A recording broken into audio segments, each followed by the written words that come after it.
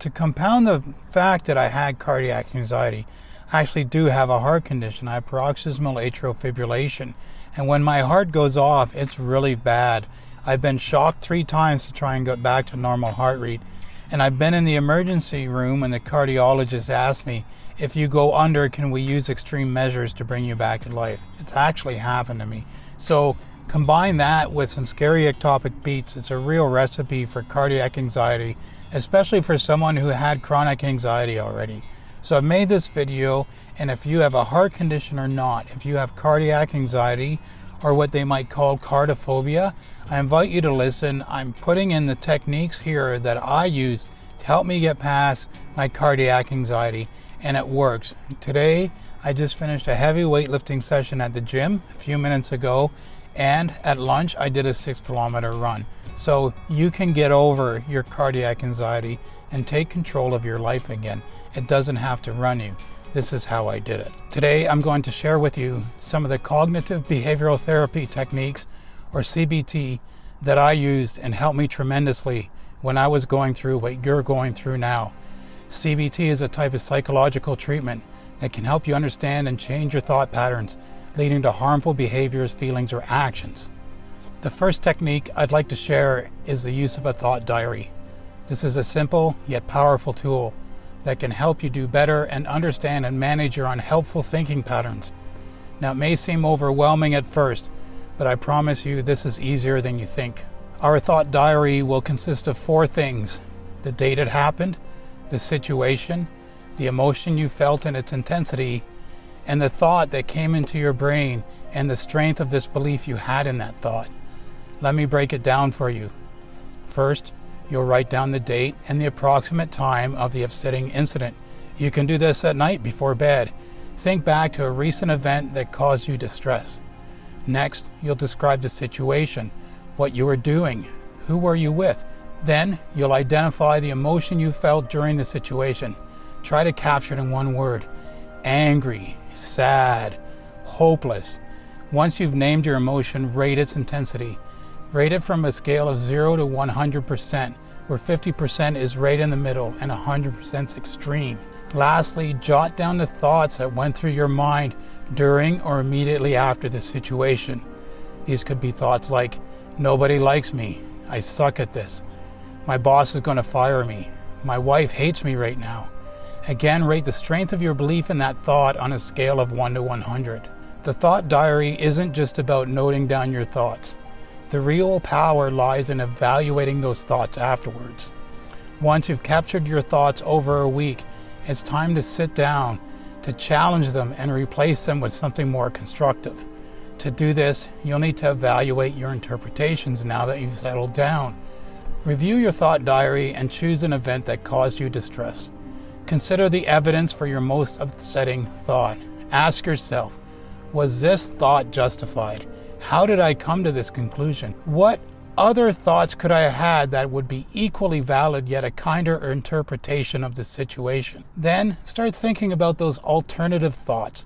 Try to replace your original thought with a more realistic one. Let me give you an example from my own life. Someone at work had a very challenging client, and when that client got demanding, they would try to push the tasks over to me. My thinking at the time was, wow, what a guy, making all these promises we can't keep to a client.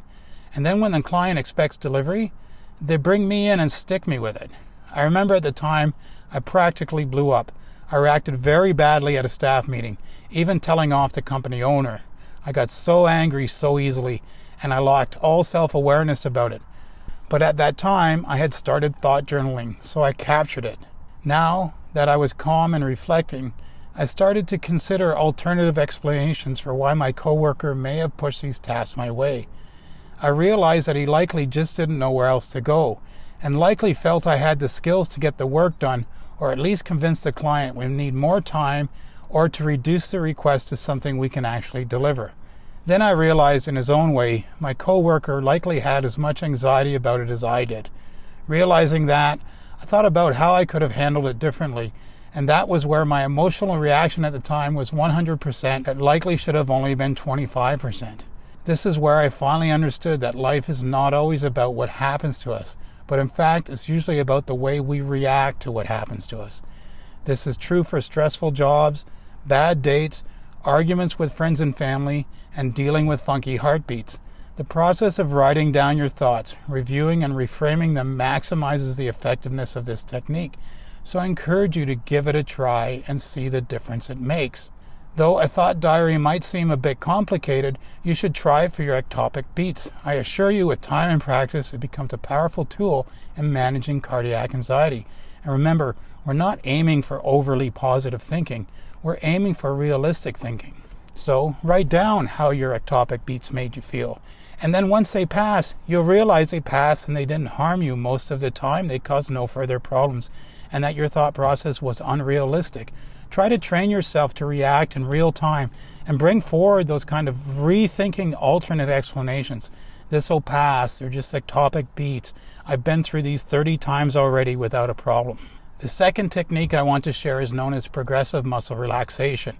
It's a fantastic way to achieve deep relaxation and better connect with your body. Let me guide you through it.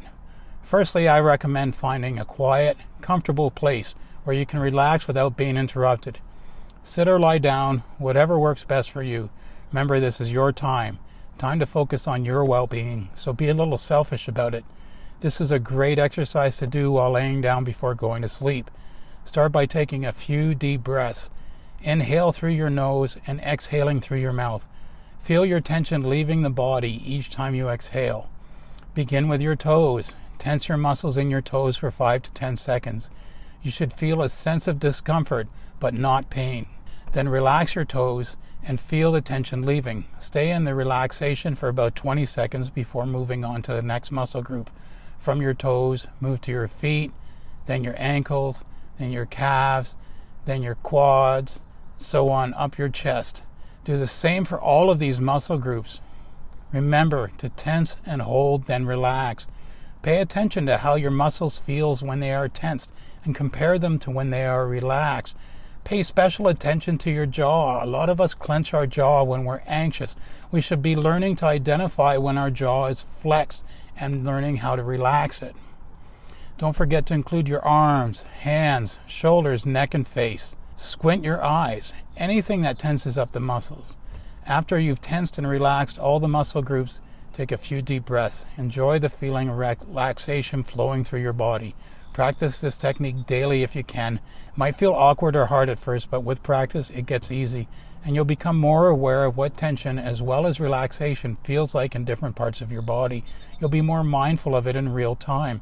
Remember, the goal here is not just to create physical relaxation, but also use this technique as a way to increase your awareness of bodily sensations, which can often be a source of anxiety for individuals with heart conditions. This will help you learn that you're in control of your body. Learning to manage your physical tension can go a long way in managing your cardiac anxiety. The third technique I want to share is a combination of mindfulness and deep breathing. It's a powerful technique that can help you shift your focus from your heartbeat to your breathing, keeping you anchored in the present moment. Find a comfortable place to sit in a quiet area where you won't be disturbed. Sit in a chair or on the floor, keeping your back straight but relaxed. If you prefer, you can lay down. Now close your eyes and try to clear your mind. It's okay if thoughts come and go, just let them pass without judgment. Your main focus needs to move from your heart to your breathing. Take a slow, deep breath in through your nose. Fill your lungs completely. Breathe deep down into your body. Try to count to 4 as you inhale. Notice the feeling of the air entering through your nostrils and your chest. Your stomach should be rising. Hold that for a 4 count. Then exhale slowly through your mouth for a count of 6. As you do, feel your chest and stomach fall. Imagine the tension leaving your body with each breath. Pause for a couple seconds before taking your next breath. If your mind wanders back to your heart, that's okay. Just go back to counting your breaths. Remember, repeat this process for several minutes, inhaling for 4, holding for 4, exhaling for 6. Pay close attention to the rhythm of your breath. This is your anchor. If your mind starts to wander, just bring your focus back to your breath. As you breathe, you might become aware of sensations in your body or sounds around you. This is just part of the mindfulness training. Acknowledge these sensations without judging yourself about it, and then return your attention back to your breathing. This takes practice, and no one's keeping score.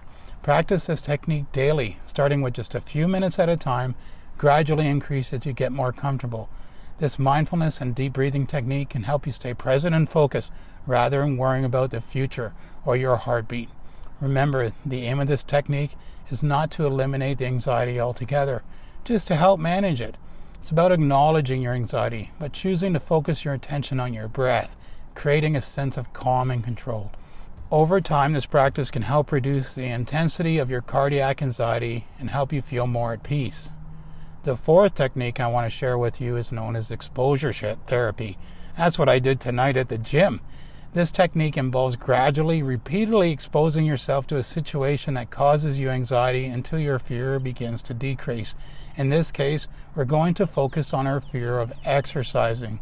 Let's assume you have that. I completely understand how daunting the thought of exercise can be when you have a heart condition. I know. The key here is to start small and gradually increase your activity as your confidence grows. Let's use walking as an example. Walking is a fantastic form of exercise that's gentle on your body and can be easily modified to match your comfort level. Start by setting a manageable goal. This could be something as simple as walking to the end of your driveway or a lap around your house. Choose a distance that challenges you but doesn't feel overwhelming. That's important. Once you're comfortable with that distance, maybe after a week or two, challenge yourself to go a little bit further. Maybe this means walking to the end of the street or walking by yourself, or perhaps it means adding an extra lap around your house. Remember, the goal here is progress, not perfection. Gradually continue to increase the distance as your confidence grows. Take note of how your body feels and remember to breathe deeply and evenly. You might find it helpful to have a friend or loved one join you for some of these walks. Their presence can provide a sense of security and make the experience more enjoyable. Remember, the purpose of the exposure therapy is not to eliminate your fear entirely, but to help you manage it and face it. It's perfectly okay if you still feel some anxiety. What's important is that you're taking steps to confront and control this fear rather than letting it control you. Consistency is key with exposure therapy. The more regularly you engage in the activity, the easier it becomes. Be patient with yourself. Celebrate your progress, no matter how small it seems.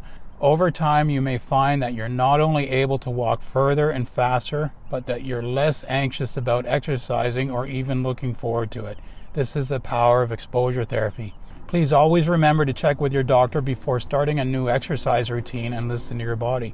Talking to your doctor could also reassure you. Exercise should challenge you, but it should not cause you undue distress. Remember, every step you take is a step towards reclaiming your life from this terrible anxiety. The fifth technique I want to share with you is a form of self-care. Lifestyle modification that involves two key components: a nutrient-rich, unprocessed food diet and engaging in activities that you love. These components can significantly contribute to the management of your cardiac anxiety. First, let's talk about diet. What we eat directly impacts how we feel, both physically and emotionally.